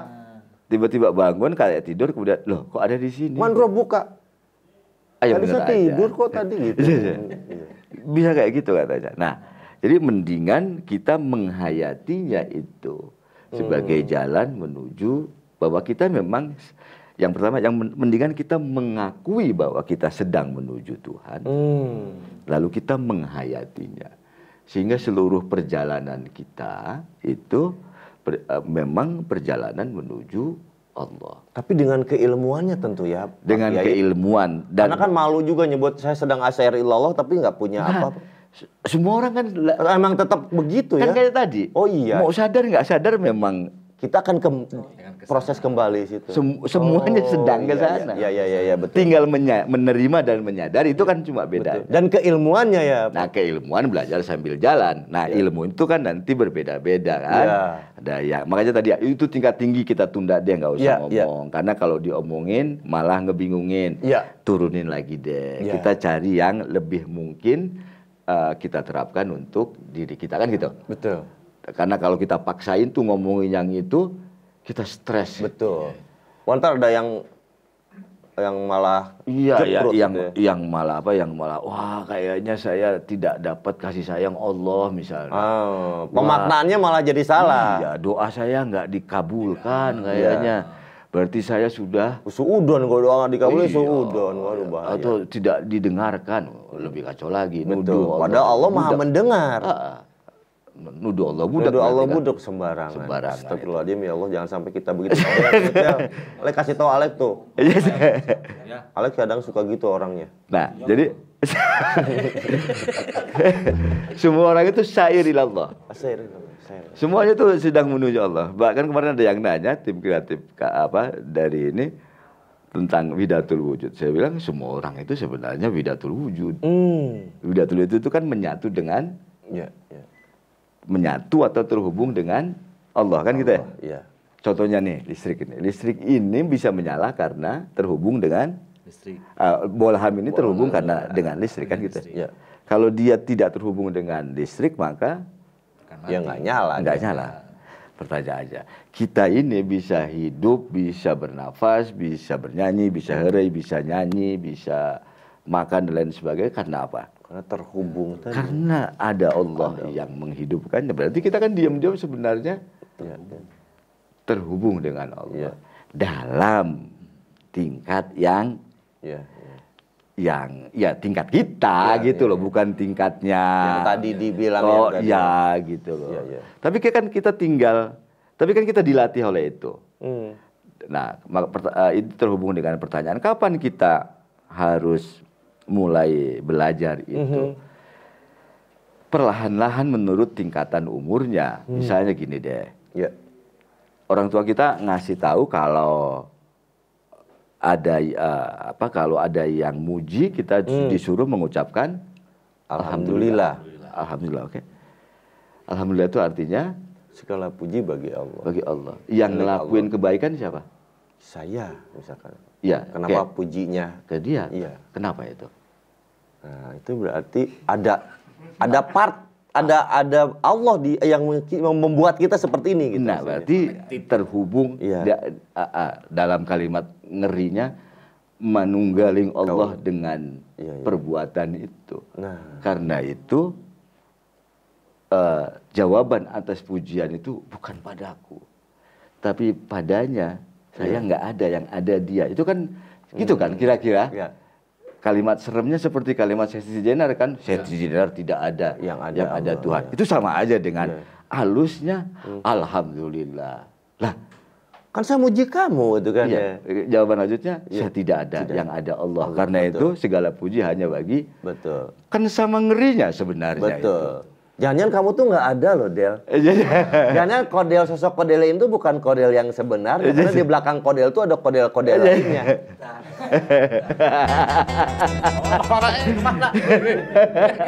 Malu. Oh, malu ya. Nah,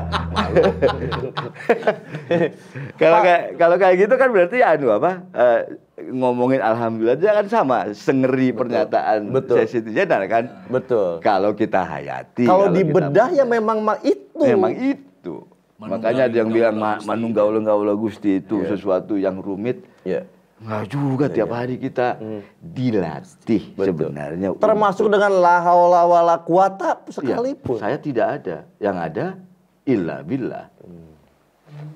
Kan gitu. La haula wala quwata illa billah.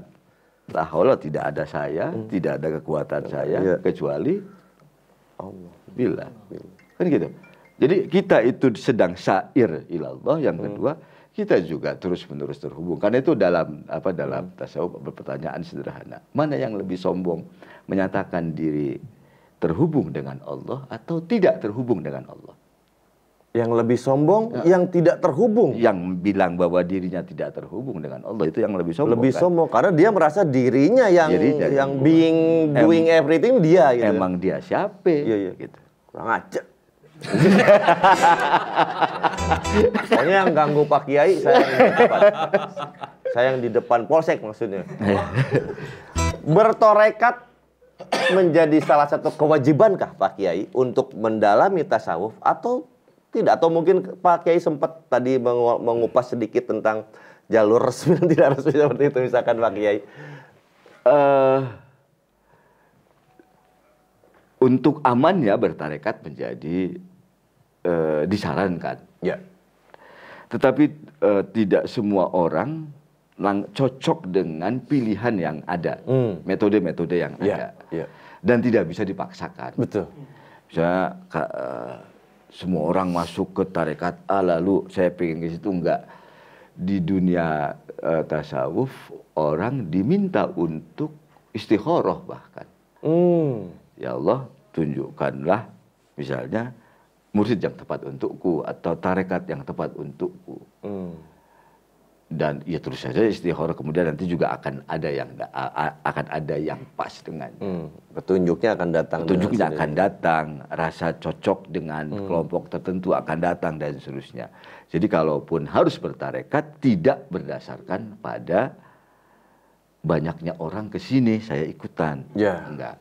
Atau karena dipaksa, calon apa misalnya, calon atasan atau calon mertua di situ lalu itu. Nah, jadi kalaupun mau dengan itu dengan membiarkan Allah yang menunjukkan. Nah, sebelum itu, sebelum kita mendapatkannya, ya lakukan aja proses tadi tapi dengan sadar. Ada yang bilang tarekat itu sebenarnya Itu aja yang sederhana aja. Awali dengan bismillah, akhiri dengan alhamdulillah, kemudian insya Allah, masya Allah, la haula wala quwata illa billahil azim, dan seterusnya itu. Semua doa-doa harian yang melingkupi kehidupan kita itu, tetapi dengan pemaknaan yang lebih dalam untuk perbaikan sikap kita, itu sudah bertasawuf. Oke, baik. Ada satu pertanyaan yang belum dijawab sama Pak Kiai yang berkaitan dengan fenomena hijrah. Tapi jangan dijawab dulu Pak Kiai ya. Kita break sebentar. Oke.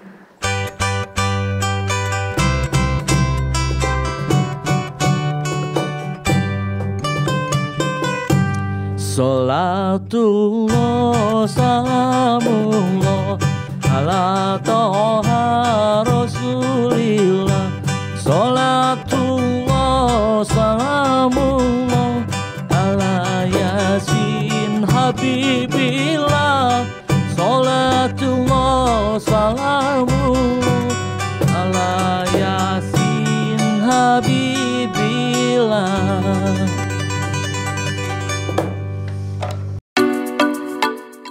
Salam warga Nahdien Jabar, bagi pengurus dan simpatisan Nahdlatul Ulama, kini telah hadir aplikasi Kartanu, kartu tanda anggota NU yang bisa didownload di Play Store dan App Store. Kartanu ini bisa dimiliki oleh warga Nahdien di Jawa Barat. Yuk install aplikasi Kartanu dan gunakan fitur-fitur menarik yang ada di aplikasi Kartanu. Selamat bergabung!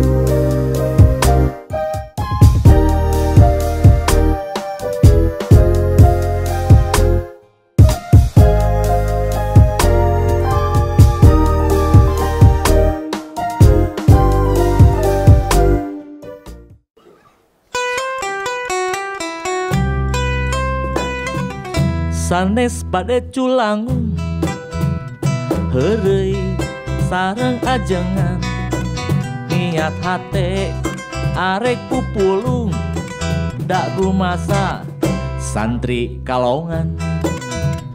Sanes kirang hormat pugu ngalap berkat bekal keur kabeh umat samkan salamet dunia akhirat. Alhamdulillah kita masuk di segmen ketiga. Saya jadi termenung barusan lirik yang saya bikin. Lirik bagian kedua. Tate arek pupulung daru masa santri kalongan. Sanes kirang hormat pugu ngalap berkat. Keur bekel sakabe umat samkan salamet dunia akhirat. Itu suluk. Itu suluk. Syiar Allah.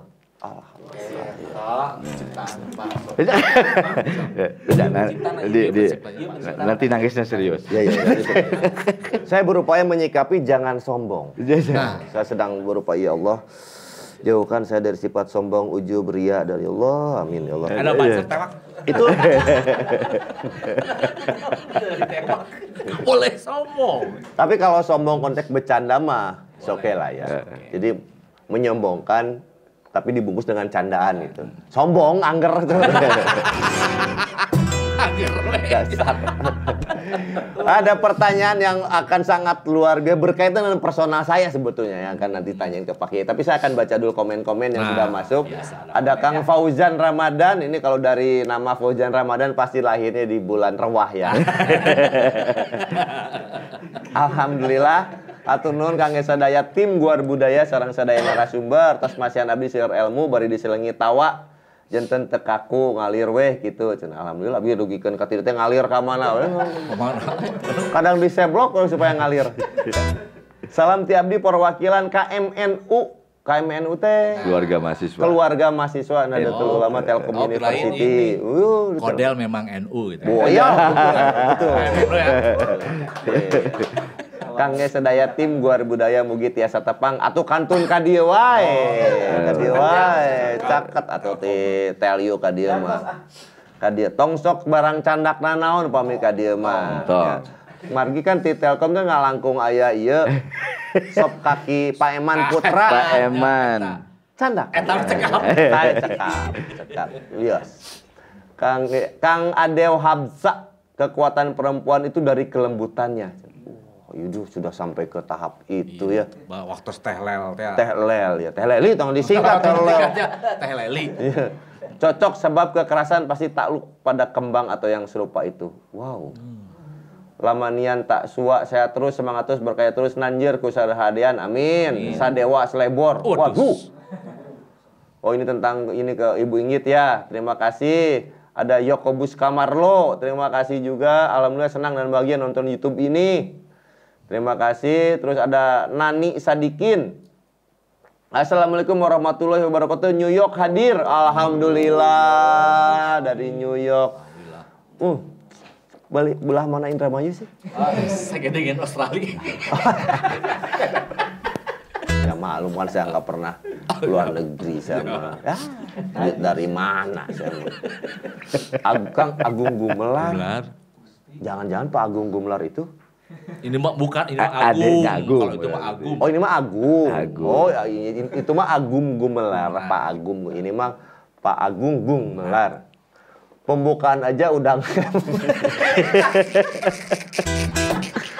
Pak Agung. Perhatikan ilmu. Maaf. Astagfirullahaladzim. Abah Ube, alhamdulillah. Asone bebek katingali rada bayuhyu, alhamdulillah. Rada sehat, alhamdulillah.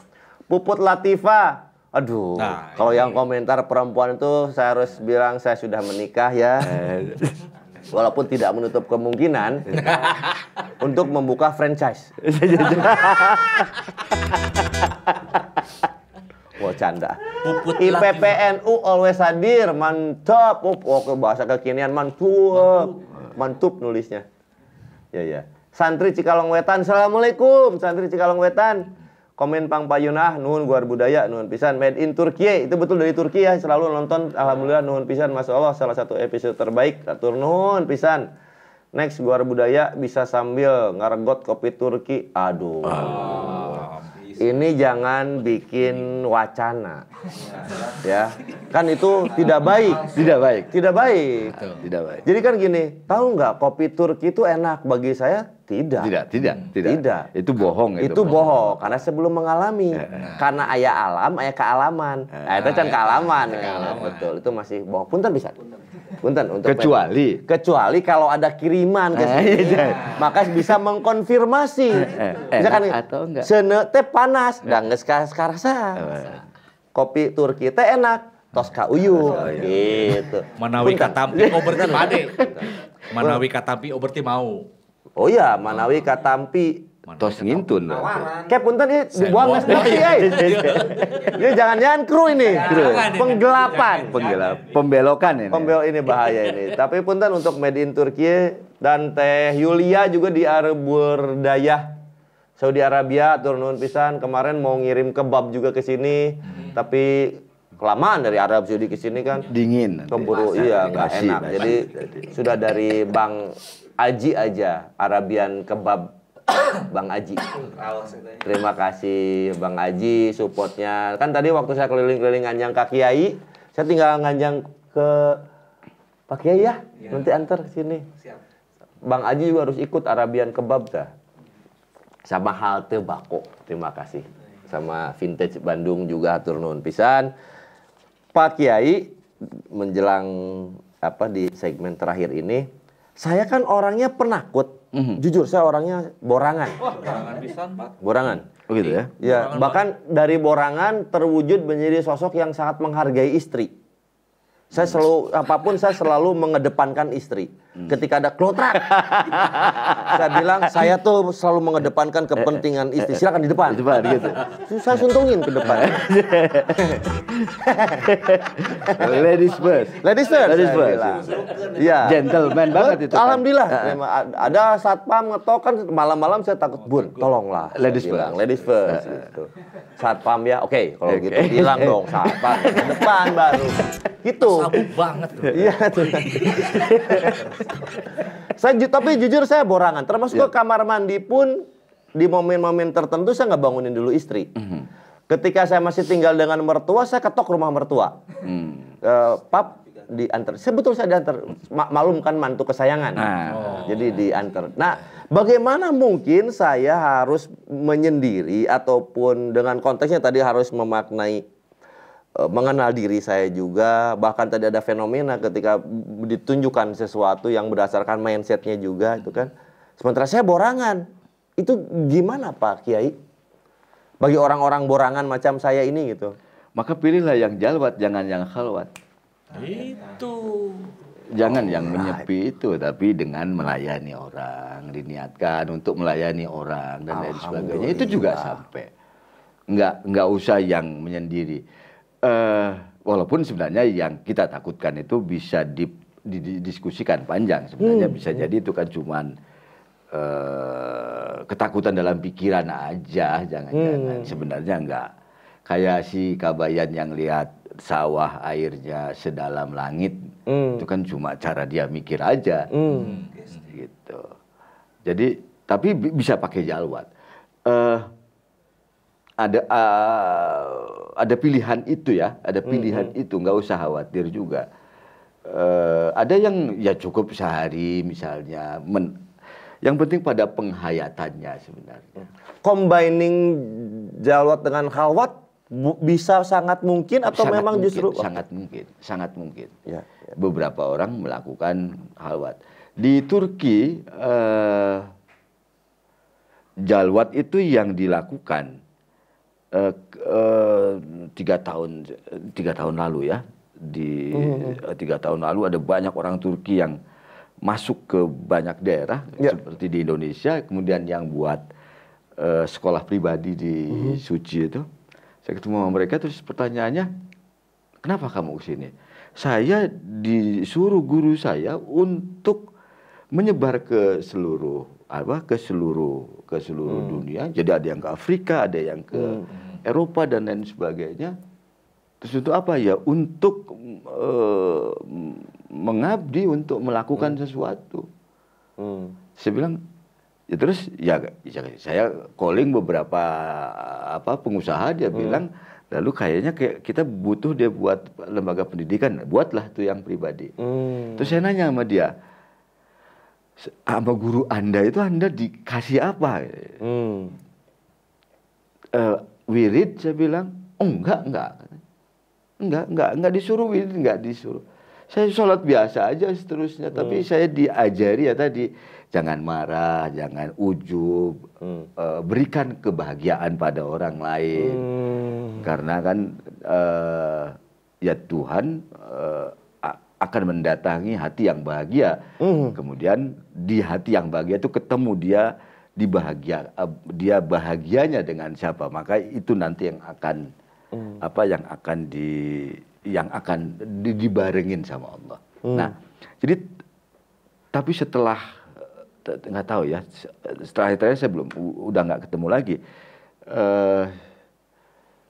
Di Erdogan yang kedua ini agak sedikit, tapi sebelumnya itu banyak sekali orang-orang Turki yang keliling-keliling, dan itu tarekatnya adalah melayani, bukan kholwat. Suruh wirid aja enggak. Saya tanya itu, Anda disuruh wirid enggak? Serve aja dia mah. Ya, dia servis aja, servis dengan dia belajar menservis yang lain. Terus saya bilang, Anda disuruh wirid enggak? Anda mungkin sebelum ini disuruh berpuasa, biasa aja puasa Ramadan, Senin Kemis kalau kami mau, dia bilang. Sisanya nggak ada. Tapi tugas kami adalah memberikan pelayanan pada yang lain atas nama Allah. Jadi iman, Islam, ihsannya adalah melayani orang lain. Karena itu misalnya dia selalu bertanya setiap hari, apa yang harus saya layani hari ini dari kepentingan manusia, dari kepentingan yang lainnya. Harus bilangkah saya ke istri saya ketika saya sedang berjalwat? Ya berdua lebih asik saya kira ya, biar tidak ada kecurigaan juga. Jangan-jangan ini ke mana?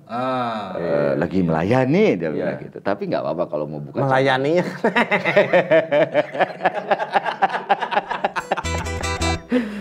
Ini hebatnya guru kita ya. Konteksnya tuh tahu sih Sony mulai ke situ pasti gitu kan. Tahu. Jadi terima kasih Pak Kiai. Itu teguran. Tapi ya sudah berhenti itu sejak 15 tahun yang lalu. Sudah berhenti untuk melayani yang itu maksudnya. Bisa begitu. Pak Kiai, sebelum saya bertanya tentang Madrasah Rumi, karena beliau ini juga adalah pengasuh Madrasah Rumi, kemudian pengasuh talkshow-nya juga. Tapi sebelum itu saya ingin bertanya mungkin yang agak penting bagi saya. Banyak orang yang menyatakan bahwa ketika bertasawuf, syariat itu menjadi dinafikan. Cukup yang hakikatnya. Misalkan ini, tidak lagi melakukan ritual-ritual syariat bahwa karena kita sudah sampai di titik itu gitu. Pak Kiai mohon pencerahannya Pak Kiai. Seolah-olah ada syariat, torekat dan ma'rif, hakikatnya itu menjadi di parsial itu. Kata sampai itu sebenarnya yang harus dimaknai ulang. Sampai itu apa sih? Kan wa'bud rabbaka hatta ya'tiyakal yakin. Sembahlah Tuhanmu sampai kamu mendapatkan keyakinan. Lalu diartikan, oh berarti kalau udah yakin nggak usah nyembah lagi. Pertanyaannya, emang yakin itu seperti terminal.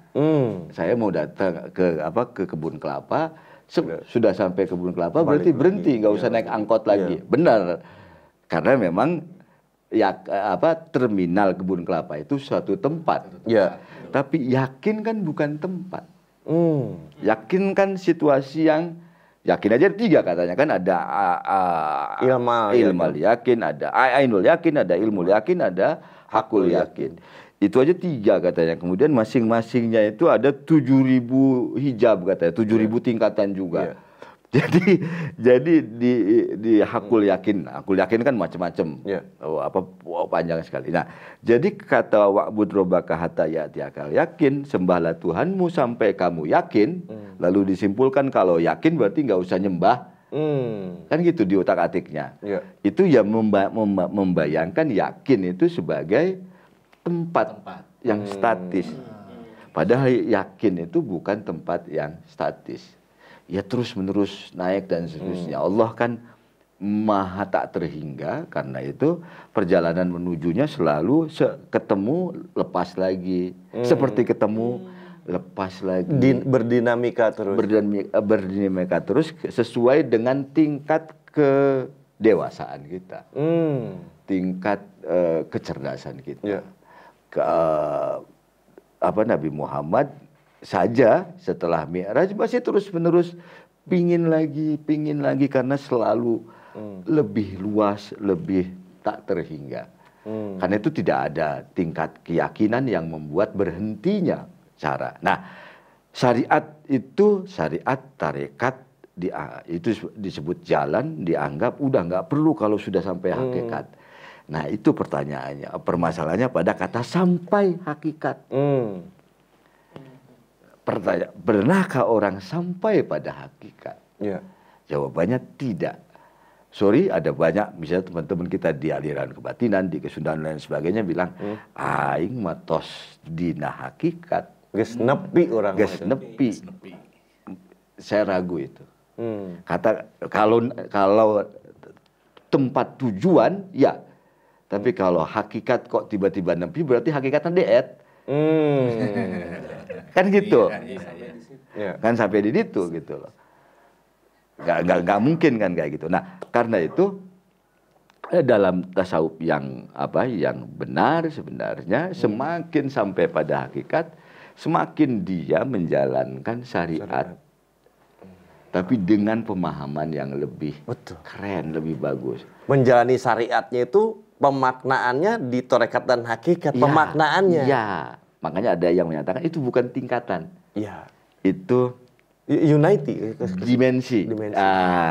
Ya unity tapi itu dimensi ada. Satu hal lalu ada dimensi. Jadi apa? Ya dimensi lah ya, yang gampang ya. Iya. Kalau tingkatan kan sepertinya Syariat lebih bawah itu. di bawah betul, kemudian betul. karena orang manggas di lantai 2 misalnya, maka tos ke lantai hiji enggak bisa, tapi kalau dimensi kan enggak. Betul. Bahkan saking ada tawadunya, abi mana bagi syariat kan ya, Ya. kan gitu kan itu. Bahkan tapi yang bicara itu sebetulnya orang yang sosok ajengan yang luar biasa. Saya sempat mendengar itu Pak Kiai. Bayangkan, ya Allah. Ya itu mah bahasa, tapi memang itu kerennya orang Sunda. Betul. Orang Sunda punya punya Kerendah hatian mungkin. punya bakat untuk ya andap asornya keren karena itu punya bakat untuk bertasawuf. Mungkin tanpa tarekat juga mungkin. Karena sebenarnya modalnya keren. Modalnya sudah mumpuni. Modalnya sudah mumpuni untuk andap asor, untuk surti misalnya. HDK sama. Ya kayak gitu. Dan Tinggal itu adalah lelaku pada saat sedang suluk. ya. Tinggal mau memaknai bahwa ini inna lillahi wa inna ilaihi roji'un. Betul. Nah, soalnya kan kita tidak jadi lepas gitu. Padahal makanya bahwa ini adalah dalam rangka syair ilallah. Lalu kita terus menerus bismillahirrahmanirrahim, alhamdulillahirabbil alamin dan seterusnya. Jadi deh perjalanan. Jadi suluk perjalanan. Yang sedang innalillahi ini kita ya. Alhamdulillah ya Allah. Ini bisa dibikin 4 jam nggak acara kita ini? Ini part 1 nanti. Ini part 1. Nanti ada akobah atau tanjakan lainnya. Bahkan tadi hijabnya sampai 7.000. Berarti kita harus bikin 7.000 episode. Pak Kiai, sepintas saja tentang Madrasah Rumi ini seperti apa Pak Kiai? Oke, termasuk mungkin juga ada pesan untuk para santri Nahdiyin yang berkaitan dengan tasawuf ini Pak Kiai. Madrasah itu tempat atau waktu untuk ngederes, untuk mengkaji. Ya. Karena itu Madrasah Rumi itu bukan tempat sebenarnya, tapi waktu. Jadi kita menawarkan ke banyak tempat, ke banyak orang, yuk kita mengkaji ajaran tasawuf. Di antara ajaran tasawuf yang dikajinya adalah ajarannya Rumi. Jalaluddin Rumi ini sufi dari Turki, tapi yang orang tidak tahu, bahkan Syekh Abdul Qadir Jailani di kitab Sirrul Asrar itu banyak mengutip dari Rumi. Jadi Rumi ini berarti lebih senior ya dari Syekh Abdul Qadir Jailani. Kesannya kan karena kalau nggak dikasih tahu ini, Rumi berarti sufi baru. Enggak, ini sufi lama. Iya. Seolah-olah memang ada 2 ranah. Yang satu kesusastraan, yang satu dengan kitab-kitabnya yang asairillah selalu gitu. Ya, padahal enggak. Padahal tidak ya. Tapi Rumi memang punya keistimewaan itu. Dia tidak anti kesenian dan seterusnya. Iya. Musik, dia menari, Whirling apa? Ya whirling itu dan seterusnya. Dan itu menurut saya penting untuk dimunculkan di masyarakat, khususnya Kota Bandung, agar ya gini ada banyak jalan mengenal. Sugan melalui Madrasah Rumi orang kemudian ternyata berislam itu oke juga ya. Ternyata jadi kita cuma menyiapkan pintu-pintu karena di Al-Qur'annya bilang la tadkhulu min babi wahidin wa tadkhulu min abwabin mutafarriqah. Masuklah dari pintu yang macam-macam. Nah, tugas-tugas kita ini nih, gitu loh. Kang Sony misalnya, buatlah pintu, kita siapkan buat orang. Ini buat pintu sehingga orang melalui pintu Kang Sony, melalui pintu saya, orang mengenal Allah dan sebagainya. Boleh Pak Kiai? Boleh, itu disebut dengan tapi di ranahnya masing-masing ya? Di ranahnya masing-masing. Makanya tadi yang jalwat itu. Ya. Nanti barulah jadi wali ketika ningali Kang Sony jadi saya mendapatkan jalan menuju Allah nih kali Kang Kodel mendapatkan jalan menuju Allah, baru kita disebut wali itu karena melalui kita orang mengenal Allah. Jadi wali bukan yang bisa hiber lain sebagainya. Bisa singan masuk angin kan pasti. Iya benar. Yang begini saja. Iya, yang membuat orang ketika melalui kita kemudian orang jadi ingat Allah dan lain sebagainya. Melalui kita orang jadi nyanya hidup teh kudu sabar dan seterusnya. Jadi orang melihat Allah dari apa yang kita lakukan. Dengan level kewalian seperti itu maksudnya ya. Anggaplah dengan sekecil itu. Levelnya begitu ya. Levelnya begitu. Nanti juga semakin hari semakin naik dan seterusnya sampai pada tingkat yang luar biasa. Untuk santri Nahdliyin, tradisi di pesantren itu, tradisi di NU itu sebenarnya mengarah pada tasawuf. Lebar jika tidak didalami dengan ihsan. Malam Jumat pasti baca marhabaan, belajar mencintai Nabi. Inti tasawuf itu adalah cinta. Kemudian takzim pada guru, melayani guru dan lain sebagainya. Dalam dunia tasawuf disebutkan memandang wajah guru itu gerbang untuk menemukan, memasuki pribadi Muhammad. Pribadi Muhammad itu gerbang untuk memasuki hadirat ilahi. Karena itu dari guru lah kita ketemu Tuhan. Tapi kan lagi-lagi kiai-kiai kita karena terlalu tawadu mungkin nggak nyerangin nih pada santrinya bahwa yang kamu lakuin itu sebenarnya suluk loh. Gitu.